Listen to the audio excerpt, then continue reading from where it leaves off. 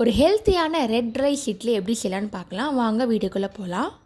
அதுக்கு first red rice எடுத்துக்கோங்க. ஊற வைக்க போகிறோம். நான் மொத்தம் 1.5 அழாக்கு எடுத்திருக்கேன். 1/2 அழாக்கு இட்லி அரிசி எடுத்துக்கோங்க. இப்போ தண்ணி ஆட் பண்ணிக்கலாம். இப்போ நெக்ஸ்ட்டு உளுத்தம்பருப்பு எடுத்துக்கோங்க. 1/2 அழாக்கு எடுத்திருக்கேன். 4:1 ரேஷியோவில் எடுத்திருக்கேன். கொஞ்சமாக வெந்தயம் ஆட் பண்ணிக்கோங்க. இப்போ தண்ணி ஆட் பண்ணி ஊற வைங்க. ஒரு 3 to 4 hours ஊறணும். இப்போ நல்லா ஊறிடுச்சு. இப்போ மிக்சியில் போட்டு அரைக்க போகிறோம். இப்போ உளுத்தம்பருப்பும் வெந்தயமும் இருக்கிற தண்ணியை ஆட் பண்ணிக்கோங்க. தண்ணியை எடுத்துகிட்டு பருப்பு மட்டும் ஆட் பண்ணுங்கள். மிக்சியில் நல்லா நைஸாக அரைக்கணும். நல்லா பொடியாக அரைச்சிக்கோங்க. அந்த மாதிரி லைட்டாக தண்ணி ஆட் பண்ணிக்கோங்க. அப்போ தான் திக் பேஸ்ட்டாக இருக்கும். நெக்ஸ்ட்டு ரெட் ரைஸ் எடுத்துக்கலாம். இப்போ இதையும் மிக்சியில் போட்டு அரைக்க போகிறோம். நீங்கள் கிரைண்டரில் அரைச்சா இன்னும் சாஃப்டாக இருக்கும்.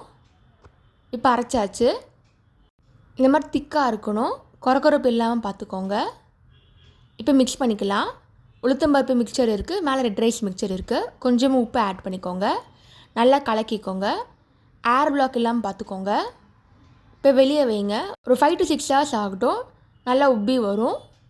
மாவு ரெடி ஆகிடுச்சு. இப்போ இட்லி பண்ண போகிறோம். இதே மாவில் தோசை பணியாரம் கூட பண்ணி பார்க்கலாம். டேஸ்ட் நல்லாயிருக்கும். இப்போ குக்கரில் வைக்க போகிறோம். நல்லா சாஃப்டாக வரும் இட்லி. நல்லா பண்ணுற இட்லி விட ரெட் ரைஸில் பண்ணுற இட்லி ரொம்ப ஹெல்த் பெனிஃபிட்ஸ் இருக்குது. இப்போ இட்லி ரெடி ஆகிடுச்சு. இப்போ ஒன்று எடுத்துடலாம். ஒரு ஹெல்த்தியான ரெட் ரைஸ் இட்லி தயாராகிடுச்சு. நீங்களும் ட்ரை பண்ணி பார்த்துட்டு எப்படி இருக்குன்னு சொல்லுங்கள். இந்த மாதிரி சிம்பிள் ரெசிபியில் யூடியூப் சேனலில் போட்டிருக்கேன். அதையும் மறக்காமல் செக் பண்ணி பாருங்கள்.